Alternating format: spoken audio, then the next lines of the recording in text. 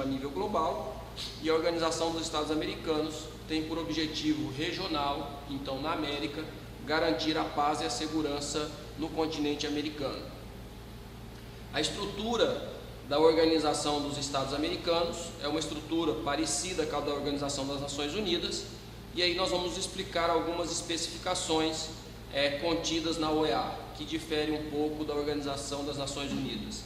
Então, o principal órgão da OEA é a Assembleia Geral, onde todos os estados têm o seu assento e têm direito a voz e voto.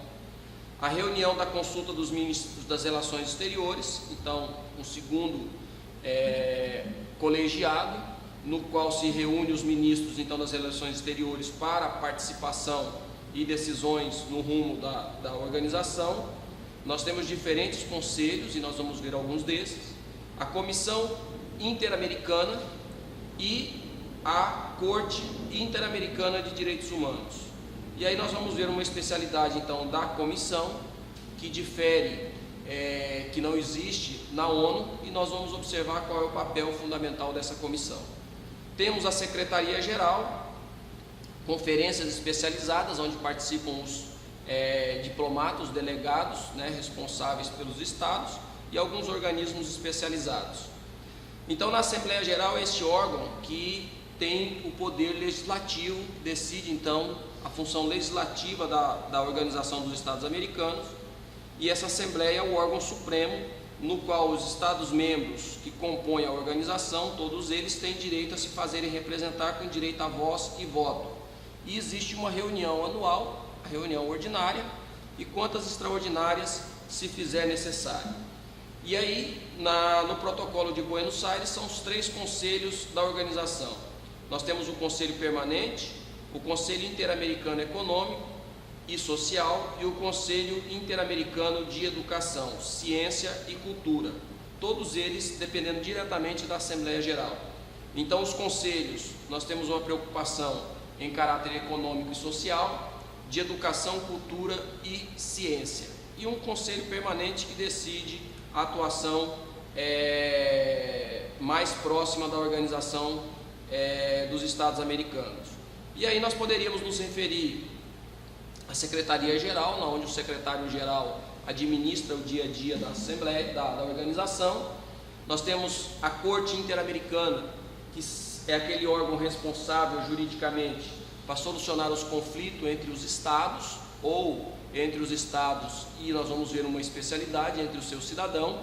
E nós temos a Comissão Interamericana, que faz esse papel de representar o indivíduo perante a corte. Em aulas anteriores, nós afirmamos, e vamos repetir isso quando falarmos de indivíduo, que o indivíduo não tem capacidade plena. Então, o cidadão de qualquer estado americano, ou do contexto global, com algumas raras exceções, o indivíduo não possui capacidade plena.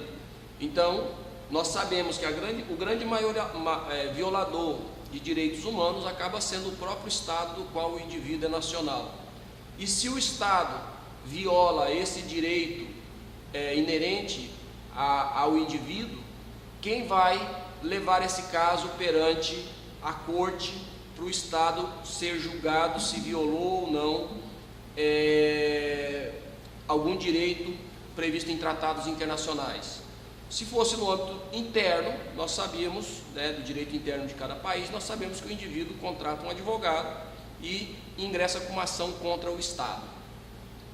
Só que no cenário jurídico internacional, o indivíduo não tem capacidade, ele não pode ter acesso à Corte Internacional.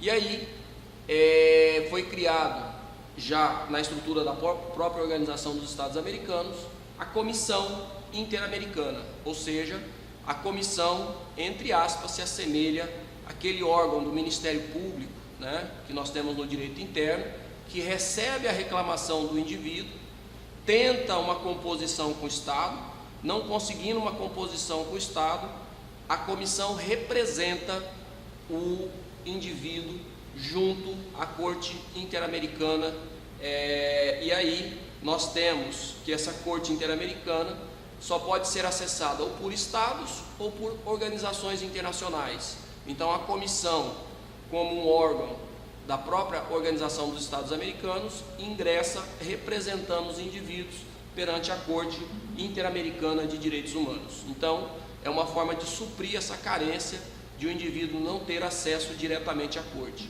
Ele faz o acesso à Corte mediante a comissão. Então, o que difere um pouco da Organização dos Estados Americanos com relação à Organização das Nações Unidas que nós tínhamos observado é essa criação desse modelo de órgão chamado Comissão Interamericana, que faz essa representação do indivíduo perante a Corte Interamericana.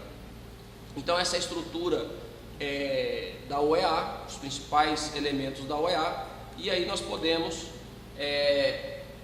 enunciar a outro organismo que não é considerado uma organização internacional intergovernamental, mas que tem um papel importante no cenário jurídico mundial, nessa sociedade internacional, que é chamado o Comitê Internacional da Cruz Vermelha. Então nós sabemos que a Cruz Vermelha tem um papel fundamental nos momentos mais peculiares da humanidade, seja um momento de catástrofe, seja um momento de guerra ou alguma atividade sísmica. A Cruz Vermelha é o primeiro órgão a chegar e prestar essa assistência aos necessitados, e reconhecido pelos estados que tem uma atividade inerente, né, à categoria de proteção dos direitos, né, do indivíduo no cenário jurídico internacional. A Cruz Vermelha, ela foi criada, né, ela teve o seu principal mentor, Gustave Moynet, né, um suíço, que em 3 de janeiro de 1872 cria, né, uma organização humanitária, e aí nós temos então essa organização humanitária de caráter privado, né, não é uma formação por estados, mas a sociedade internacional atribui a ela como guardião do direito humanitário.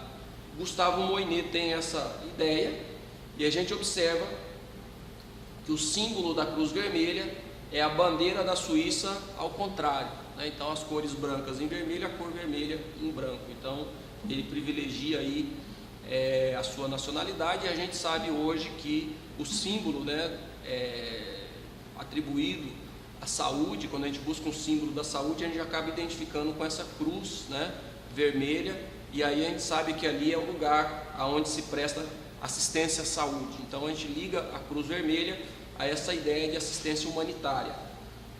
A finalidade precípua, né, primeira da Cruz Vermelha é prestar essa assistência aos feridos em combate, durante guerra ou saúde pública, profilaxia em tempos de paz, e em catástrofes a gente vê então a Cruz Vermelha chegando para prestar socorro aos feridos, às famílias, e tem ali uma participação intensa e reconhecida por todos os estados, tem a sua entrada franqueada aos estados, porque tem essa finalidade de paz. A Cruz Vermelha tem a sua sede na cidade de Genebra, e ela é detentora de uma personalidade jurídica internacional, e o interessante é que ela tem um status de observador na Organização das Nações Unidas. Ela não tem direito de voto, mas ela tem direito de participar das reuniões como observador na ONU. Então, a repercussão dessa atividade humanitária atribuiu à Cruz Vermelha essa característica ímpar de poder participar como observador na Organização das Nações Unidas. Então, a Cruz Vermelha, com essa característica tão peculiar, com uma atividade aí quase chegando a 150 anos, nós temos a sua intensa participação em todos os momentos felizes da humanidade, tem essa participação primeira com a Cruz Vermelha. Também citamos que não é uma organização internacional intergovernamental, mas que possui uma personalidade jurídica no direito internacional público, a chamada Santa Sé. Nós vimos, quando estudamos sobre tratados internacionais, que a Santa Sé pode celebrar tratados, e o tratado do qual a Santa Sé participa tem um nome específico, que é concordata. Então, os estados pontifícios caracterizam por ser um sujeito sui generis porque a gente vê que ele não tem uma estrutura igual nós temos dos outros estados, com executivo, legislativo, judiciário, exército, uma impressão de moedas, um poder legiferante e assim sucessivamente. Então ele tem essa característica de ser esse sujeito sui generis no direito internacional público, e ele atua como um Estado qualquer, mas ele é, na verdade, um Estado teológico, sendo o seu governante o Papa, o chefe espiritual da Igreja Católica. Ele possui integrantes, né, que faz a defesa do território da Santa Sé. É uma guarda especializada, normalmente paga, e normalmente se utiliza uma guarda específica, que é a guarda da Suíça. Então ele possui nessas atividades, e principalmente de proteção do seu território, do seu patrimônio, uma guarda privada que ele paga para determinado Estado fazer essa proteção. O Estado Pontifício, ou a Santa Sé, outorga nacionalidade em momentos específicos para determinadas pessoas. Então aquele indivíduo que representa a Igreja Católica e que vai para o Vaticano em determinado momento e vai lá residir, prestar serviço, nesse momento lhe é outorgada a nacionalidade, então, e ele exerce essa nacionalidade como nacional da Santa Sé ou do Estado Pontifício. E ele pode se obrigar internacionalmente. Nós vimos que a obrigação da Santa Sé, mediante tratados internacionais, tem o nome de concordata. E também ele tem a manutenção das relações exteriores mediante uma representação diplomática, né? E aí nessa representação diplomática ele realiza contratação de direitos e obrigações através dessa representação diplomática. Então, aonde surge a Santa Sé? Nós podemos observar que em 1870, na questão da anexação de Roma ao Reino da Itália, sobre a dinastia da Casa de Savoia, a unificação da Itália ao cargo então de Garibaldi, mediante um plebiscito, a Santa Sé se submete à soberania italiana. Todavia, em 11 de fevereiro de 1929, Mussolini, mediante um tratado internacional de nome Concordata, de São João de Latrão, entre a Santa Sé e a Itália, o Vaticano voltou a ser soberano, através do qual a Itália reconhece a cidade do Vaticano como a sede de Roma, e que tem um direito de legação ativo e um direito de legação passivo. O menor de todos os estados, talvez, né, é o estado do Vaticano. Para quem for fazer uma visita à Itália, vale a pena fazer a visita ao Vaticano. Você anda no perímetro, né, do muro em volta da cidade do Vaticano. Em menos de 2 horas você conseguiu dar a volta completa em um estado, né? Se nós fôssemos comparar o Brasil, o indivíduo vai ter que andar aí quase 30 mil ou 40 mil quilômetros no perímetro do território brasileiro, e na Santa Sé, em menos de 2 horas, você já deu a volta no Vaticano. O Estado do Vaticano não faz parte de nenhuma organização internacional, ele não compartilhou junto com a Liga das Nações, e ele, junto com a ONU também, ele tem uma relação próxima, mas não como Estado. E nesse contexto, o Estado do Vaticano é esta pessoa jurídica, então, um Estado sui generis no direito internacional público. Temos também interessante de se analisar a questão da Ordem de Malta, que também é conhecida como Soberana Ordem de Malta ou Ordem de São João de Jerusalém. Foi fundada ainda no século XIX, em 1899, e é uma entidade hospitalária e assistencial, com empenho em aprofundar a sua própria espiritualidade na igreja, para dedicar as suas energias para servir aos pobres e necessitados. Está presente em mais de 120 países, com o seu próprio médico, assistente social, tendo um bem-estar, buscando esse bem-estar da sociedade. A Ordem de Malta tem a sua sede em Roma e mantém relações diplomáticas com 103 estados. Todavia, a Ordem de Malta não é uma organização internacional intergovernamental, também tem personalidade jurídica privada. E muitos desses diplomatas são católicos e são adicionadas representações de alguns países europeus.